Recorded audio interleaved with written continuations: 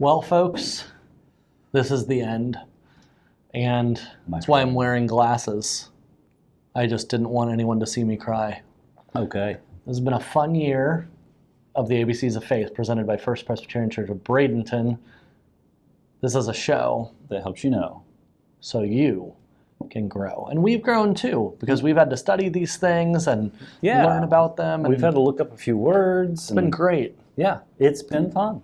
It's been a lot of fun. Let's take those off. And let's get cracking, Larry. We've got the Z's. This is Z end officially of the alphabet. It is, and I think you're going to kick things off for us. You know, I had to choose between Zerubbabel and Zacchaeus. And you chose Zacchaeus. I chose Zacchaeus. I chose Zerubbabel. Yeah.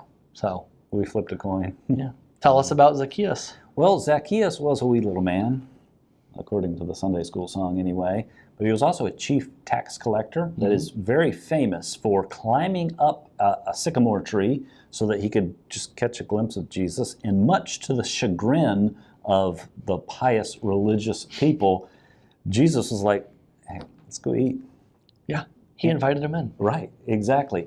And part of Zacchaeus' redemption story is him giving away like half of everything he owned, which was pretty fantastic in and of itself. Especially considering he'd stolen most of it.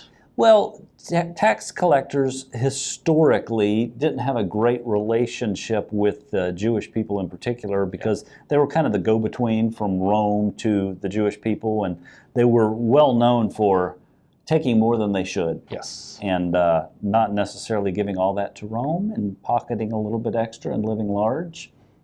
So, you know, part of his, I think, redemption process was the guilt that he felt. So, you know, maybe it was right that he gave away half. Yeah. Maybe he should have given away more. But maybe the bottom line is Jesus loves Zacchaeus.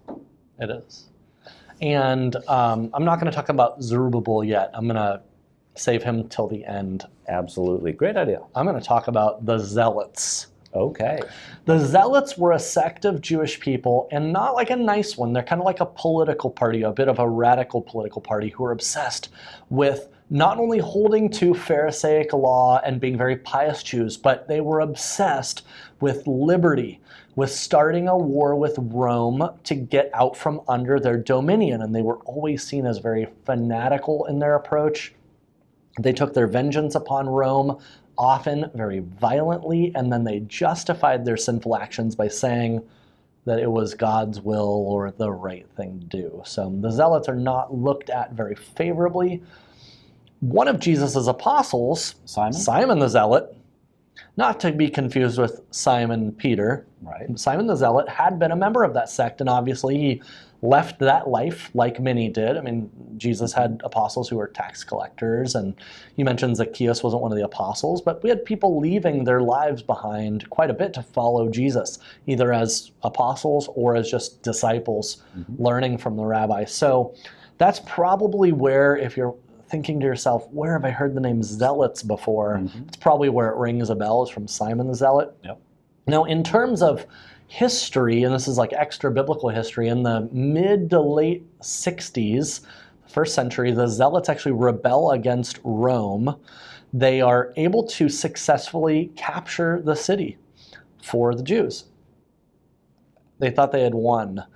Unfortunately, Rome came back way stronger the next time around, and in AD 70, Rome destroyed all of Jerusalem and all of the temple. And at that point, the Zealots were done. The remaining Zealots moved out of town, and they were lost to history. But yeah, so that's the Zealots, and a big part of the history. So, very big. Yeah. For the last time, it's the speed round. Larry, you're going to wrap things up for us. I'll give you your word just as soon as you dip your hand in there and pick out how many seconds you're going to have to deal with the word Zion. 17 seconds. That's right. You ready? And go. Okay, so Zion is a biblical name. Obviously, it comes from the Bible because it's on this show. Around Jerusalem, there were two hills. They were Zion, essentially. In the book of Revelation, Zion is much to be considered the New Jerusalem, or a name for the New Jerusalem.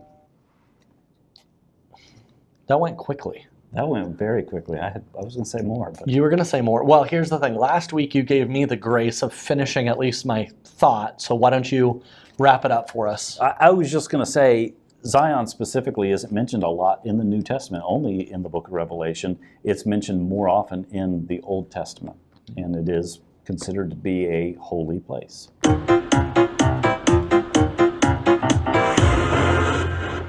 This is the last chance for me to win one. Yes, it is. Well, welcome to Head to Head with the letter Z. We're finishing up the alphabet today. Dino's had a long, solid streak going here. Larry's come close a couple of times. We're going to see if he can close it out with the letter Z and take a little bit of the blush off the rose for Dino here. Yeah, well, close only counts in horseshoes and hand grenades, so. If they want to sign up for Beat the Pastor, though, they can email me, larry@bradenton.church, and get on the list. Might be coming up in the fall, so stay tuned. Okay. Question 1 on the Z's. Mary's cousin Elizabeth was married to this priest. Dino. Zechariah. I'm just going to whisper the answer since I know them anyway. He was one of Jacob's 12 sons.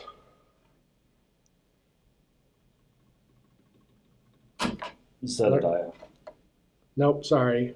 Dino, you want to take a shot? Zebulun. Zebulun. That's good. That came from nowhere. That was amazing.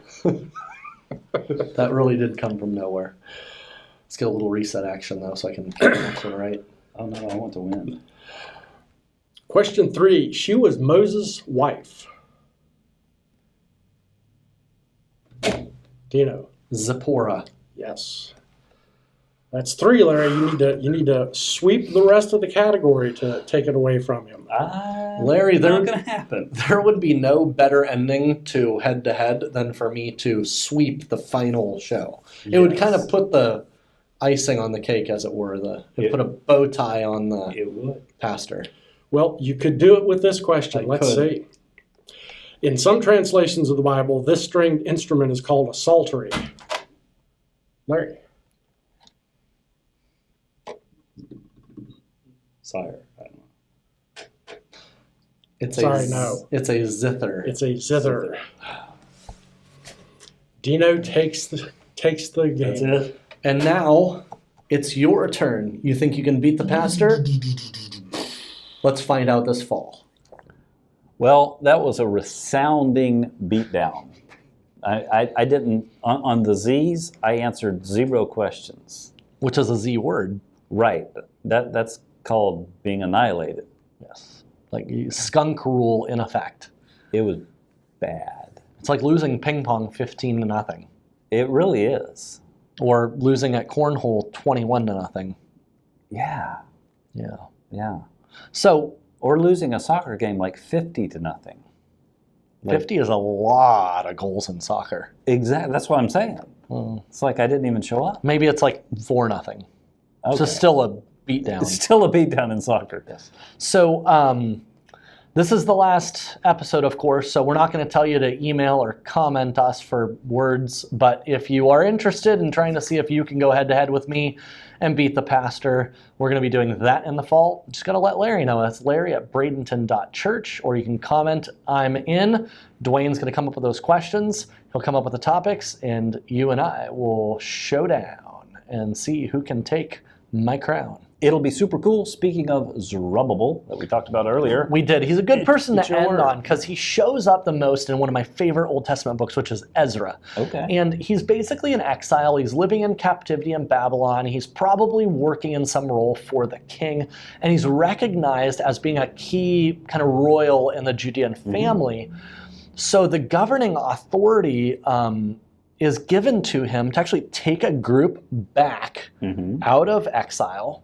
King Cyrus tells him, you could take a group back and resettle your lives, and you're going to lead, you're going to govern over the people who do this. So you got to imagine, if you're the king of Babylon at this time, you're letting people go back home where they're settled and strong and they have everything they need.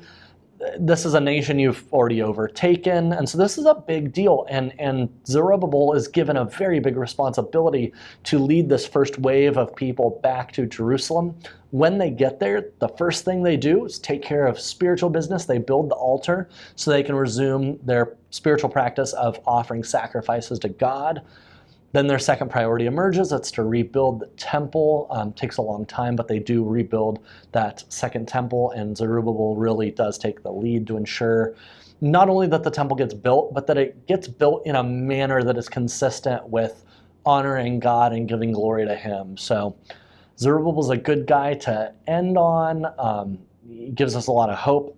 He did great work, and you can read all about him in the Old Testament. So, very good. Well, what else do we have to say to the folks at home, Larry? Just thanks for watching. If you're bored, you can always hit the beginning of this playlist, start with the letter A, and kind of go all the way through every one. Even if you're not looking for content, you might be looking at certain things just to see what kind of fun Easter eggs we threw in. We threw in plenty of Easter eggs for you. So, oh, yes, we did. Larry, I'm thinking maybe, just maybe, we should have an Easter egg show coming out in a few weeks, just to...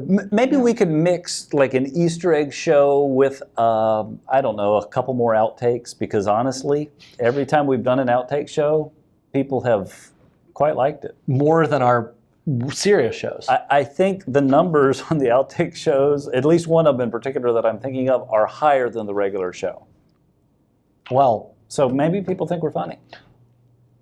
Or like my wife, she thinks we're silly. It's true. She says you guys are so silly.